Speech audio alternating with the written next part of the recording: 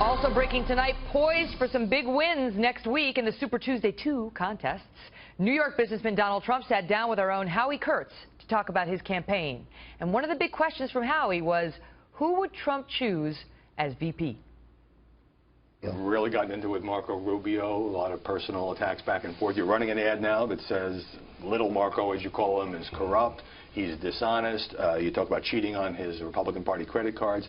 I mean, you were asked on Morning Joe, would you consider him for VP? And you said, sure, he's got lots of talent. I didn't say that. I said it's too early to say. I didn't say that. But you said he's got lots of talent. You were kind of positive. Sure, he's got talent. He's got talent. But he hurt himself badly. Right. When he tried to be Don Rickles, that was not a good thing. He shouldn't have done that because it didn't work for him. And he was actually doing nicely. He was talking policy. He could be very sharp on occasion. Got hurt by Chris Christie. But in calling him corrupt, are you now thinking, okay, I may need to mend fences with this guy if I do win this nomination? I don't want to really discuss it. Honestly, the reason I don't is because we'll see what happens. But I will say this: he was better off before he attacked.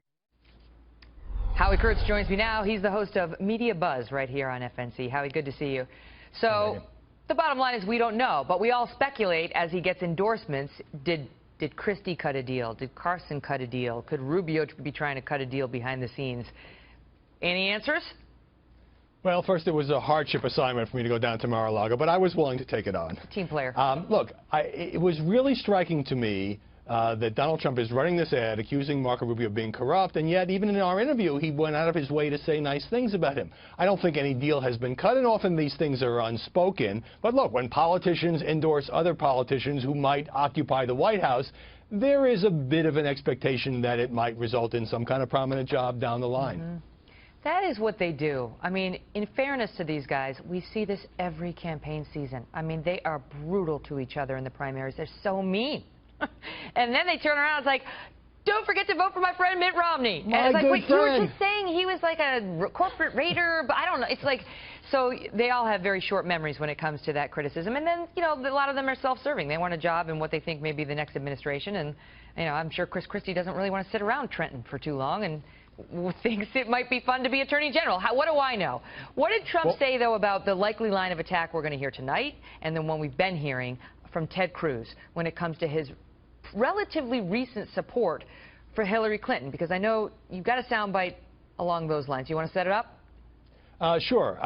For one thing, he went out of his way again not to attack Ted Cruz. Donald Trump told me that he expected that the tone of tonight's debate would not be as harsh as in the last two, including the Fox News debate that you co-moderated in Detroit. He thinks perhaps because that wasn't working, obviously, for Marco Rubio doing the Don Rickles thing. And then I kept trying to get a sense of how he has evolved, so I asked him about Hillary Clinton and nice things that he has said about her in the past. I knew what he was going to say about being a businessman, trying to get along with everyone. You'll see more of this on Sunday on MediaBuzz.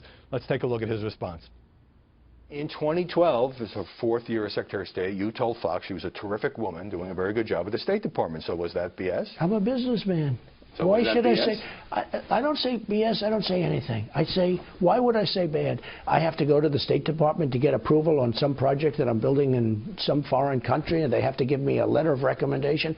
Why would I say that? Because it makes you sound like honestly, a little bit of a politician if you now change your view. I'm not a politician. But why would I say bad things about people when, you know, I never knew I was going to be doing this. I never do.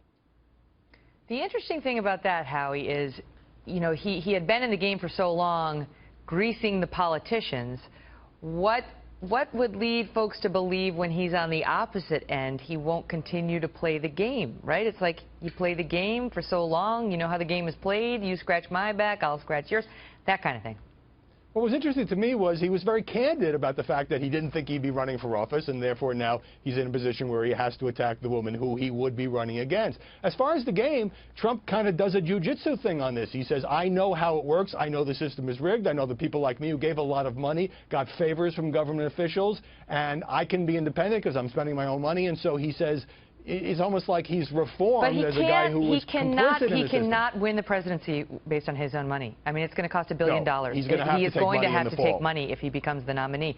That's just the truth. And this is one of the things people complain about our current system, is it takes $1 billion to win the presidency. $1 billion, and that requires a lot of favors, no matter who you are. Well, he says that he knows how the favor game is played, and therefore he can handle it differently when he's president. It's an argument that seems to have worked for him so far. What I do when I owe somebody a favor and I don't want to repay it, I just don't make eye contact. Just try, you know. See ya. Speaking of which, goodbye. Bye.